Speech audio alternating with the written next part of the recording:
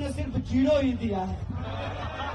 और दूसरी बात, ये आपके आत्मसम्मान की लड़ाई है। 6 सीट पे कैंडिडेट बदल दिया, आपका कैंडिडेट क्यों नहीं बदला? क्यों? क्योंकि उनको लगता है कि चुनाव के वक्त माननीय सांसद महोदय आएंगे, थोड़ा मनोरंजन करेंगे और वोट लेकर के चले जाएंगे। ऐसा होगा क्या? ऐसा आप होना देना चाहते हैं? इसीलिए मैंने कहा कि मैं कैंडिडेट नहीं हूँ।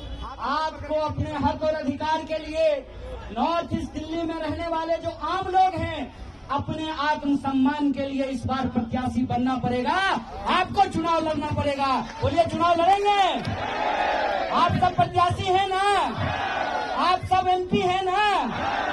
तो अभी एक मीडिया वाले पूछ रहे थे कि कुछ नेता नाराज हैं।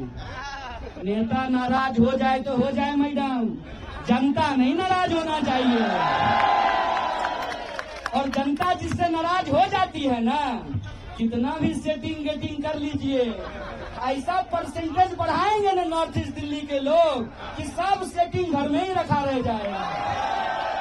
और आखिरी बात ये कि मेरी कहानी और आपकी कहानी बहुत अलग नहीं है।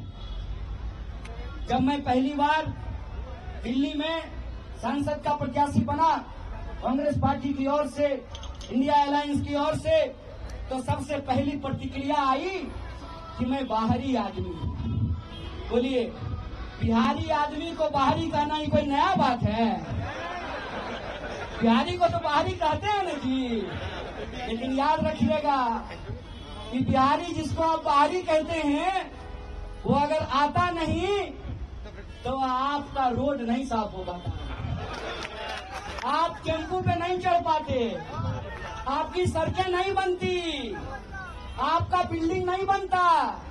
और हम खाली मजदूरी नहीं करते हैं, हम गृह मंत्रालय जहाँ जैसा के पप्पा बैठते हैं वहाँ सेक्रेटरी भी बनते हैं। और ये इस देश के संविधान की ताकत है कि एक आंगनबाड़ी का बच्चा भी पीएचडी करके ऑल इंडिया रैंक 1 ला करके अपने नाम में शान से डॉक्टर कन्हैया कुमार लगा सकता है। ये इस देश के संविधान की ताकत है। इसीलिए मैं आप सबसे ये अपील करता हूं, आप जानते हैं कि नॉर्थ ईस्ट दिल्ली में 10 विधानसभा है और हमारे पास कोई साधन संसाधन नहीं है। हमने जो है कोई दवा कंपनी बनाने वाली बेईमान कंपनी से इलेक्टोरल बॉन्ड से चंदा नहीं लिया। हमारी तो पार्टी का खाता भी सीज कर दिया गया है और कोई विरासत तो हमारे पास है नहीं। कोई हम गृह मंत्री हैं कि हमारा बेटा बीसीसीआई का सेक्रेटरी बन जाएगा? ना हमारे बाबूजी गृह मंत्री हैं, हमारी माताजी तो आंगनबाड़ी में काम करती हैं। तो ना हमारे पास न धन है न संसाधन है, लेकिन हमारे पास एक चीज है, सूरत के लोगों की सीरत आप लोगों की नहीं होने देंगे। सूरत का उम्मीदवार भाग गया और वहां के लाखों वोटर देखते रह गए और बिना चुने ही कोई एमपी बन गया। यहां खड़ा होकर के हम इस देश का नमक खाए हैं। आपके सामने ये शपथ लेते हैं कि हमारे शरीर में, हमारे रगों में आखिरी कतरे तक हम अन्याय के खिलाफ न्याय के लिए लड़ते रहेंगे, हम भागने वाले नहीं हैं। इसीलिए आपसे हम अपील करते हैं कि ये लड़ाई अन्याय के खिलाफ न्याय की लड़ाई है और इस न्याय की लड़ाई में बोलिए, आप न्याय योद्धा बनने के लिए तैयार हैं कि नहीं हैं? अगर आप न्याय योद्धा बनने के लिए तैयार हैं तो इस लड़ाई को हम पूरी शिद्दत से लड़ेंगे। आप अपनी आखिरी सांस तक लड़ेंगे, आप अपने आखिरी खून के बूंद तक लड़ेंगे, इस बात को याद रखिएगा। और सबसे आखिरी चीज, आज अगर इस मंच पे खड़ा होकर के प्रत्याशी बन करके मैं अगर भाषण दे पा रहा हूं, सरकार के आंख में आंख डाल करके मैं सवाल पूछ रहा हूं, उनकी टैंकों से नहीं घबरा रहा, उनकी ईडी से नहीं घबरा रहा, उनकी बंदूकों से नहीं घबरा रहा, उनकी जेल से हमको नहीं डर लग रहा, क्योंकि हमारे पास संविधान की ताकत है। इसीलिए आज की नामांकन रैली में हम हाथ में प्रस्तावना लेकर के आए हैं। जब हम कहते हैं कि ये न्याय का आरंभ है, तो ये आरंभ तब तक अंजाम पर नहीं पहुंचेगा जब तक हम अन्याय को हरा नहीं देते हैं, अन्याय को पराजित नहीं कर देते हैं। इसीलिए आप सबसे मैं कहना चाहता हूं, यह तो बस शुरुआत है। एक नेता है देश में, कहते हैं कि टेलर दिखाएंगे, साहेब हम आपको असली सिनेमा दिखाएंगे, हम आपको असली सिनेमा दिखाएंगे, हम आपको असली सिनेमा दिखाएंगे, क्योंकि मेरा नाम कन्हैया है और भगवान श्री कृष्ण का जन्म जेल में हुआ था। आपने हमको जेल में डाला, आप इस देश के विपक्ष के मुंह पर ताला लगाना चाहते हैं, विपक्ष के नेताओं को जेल में डालना चाहते हैं। जब आपने हमको जेल में डाला था उसी तिहाड़ में, तो वहां से निकल करके हमने इस देश की सत्ता को चुनौती दिया था। हमने कहा था कि जब तक जेल में चना रहेगा आना जाना लगा रहेगा।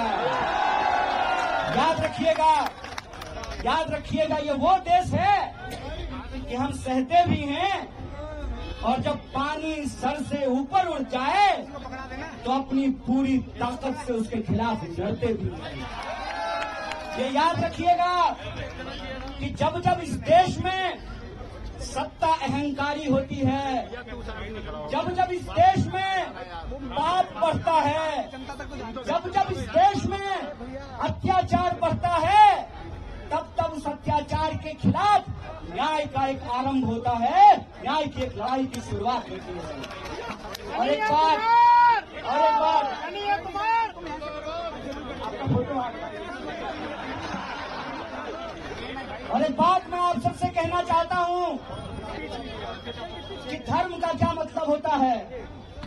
धर्म का मतलब होता है निर्बल को शक्ति देना, धर्म का मतलब होता है सत्य के साथ खड़ा होना।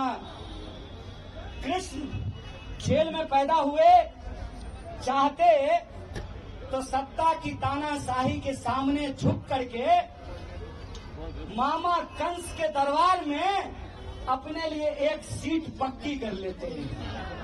लेकिन भगवान प्रभु श्री कृष्ण ने कंस के दरबार में जाना स्वीकार नहीं किया, गोकुल वासियों का गाय चराना स्वीकार किया। इसीलिए आज जब मैं आपके बीच खड़ा हूं, ये इतिहास का एक शानदार संयोग है। इतिहास का शानदार संयोग ये है कि इस देश के प्रधानमंत्री जी ने एक आदरणीय महिला को, मैं हर महिला का दिल से सम्मान करता हूं, देश के प्रधानमंत्री जी ने इस देश की एक आदरणीय महिला के गले में मंगलसूत्र डाला। उस महिला का नाम यशोदा है और मेरा नाम कन्हैया है। तो याद रखिएगा कि इतिहास का संयोग है कि हम गंगा किनारे पैदा हुए, हमारी जन्मभूमि गंगा के किनारे है और आज हमारी कर्मभूमि यमुना का किनारा बन रहा है। और हम किताबों में पढ़ा करते थे कि यह कदम का पेड़ अगर माँ होता यमुना तीरे, मैं भी उस पर बैठ कन्हैया बनता धीरे। आज आप तमाम लोगों के सामने किसी एक व्यक्ति को सांसद बनाने का सवाल नहीं, आज आप तमाम लोगों के सामने किसी एक व्यक्ति को प्रधानमंत्री बनाने का सवाल नहीं है। आज आप तमाम लोगों के सामने किसी एक गठबंधन का सरकार बनाने का सवाल नहीं है। सवाल ये है कि इस देश के आम नागरिकों के आत्मसम्मान के साथ खेला जा रहा है। वोट की लड़ाई में मुझे कोई दिक्कत नहीं है। वोट की लड़ाई में कोई एक बार सांसद बने, 2 बार सांसद बने कि 10 बार सांसद बने, मुझे इस बात से दिक्कत नहीं है।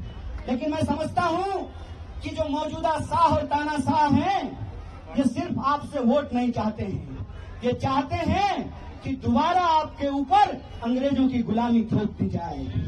ये चाहते हैं कि इस देश में जो संविधान बना, बापू ने जिसके लिए खून बहाया, बापू ने अपनी जान गंवाई, शहीद बापू कहा करते थे, रघुपति राघव राजा राम पतित पावन सीताराम, ईश्वर अल्लाह तेरो नाम, सबको सन्मति दे भगवान। बापू के उस देश में जब डॉक्टर बाबा साहब भीमराव अंबेडकर ने कहा कि संविधान की व्यवस्था में चाहे हेलीकॉप्टर पर उड़ने वाला इंसान हो या जूता सिलने वाला इंसान हो, सबका वोट बराबर होगा। यह जो संविधान की ताकत है, उस संविधान की ताकत को आप कमजोर कर रहे हैं। एक सवाल मैं आपसे पूछना चाहता हूं, इस देश में सरकार बनाने के लिए 280 सीट काफी है। इस देश में बेरोजगारी समाप्त करने के लिए 280 सीट काफी है। इस देश में महंगाई खत्म करने के लिए 280 सीट काफी है। आप तमाम नागरिक अपने दिल पे हाथ रख करके जरा सोचिएगा कि 400 सीट इनको क्यों चाहिए।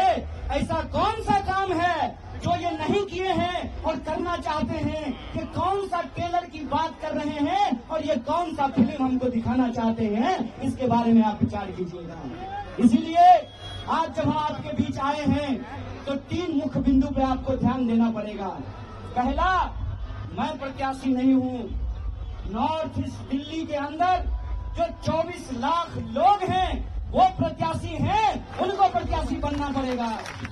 ये बात मैं इसलिए कह रहा हूं कि आप सोचिए, दिल्ली में 7 सीट है, 6 सीट पे टिकट काट दिया गया।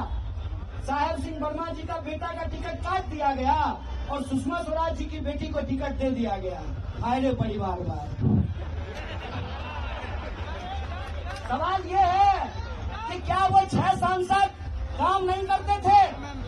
अगर काम नहीं करते थे तो उनका टिकट काटा गया, तो इस क्षेत्र के जो सांसद हैं उनको क्यों टिकट दे दिया गया है? इस पे जरा आप लोग विचार कीजिएगा।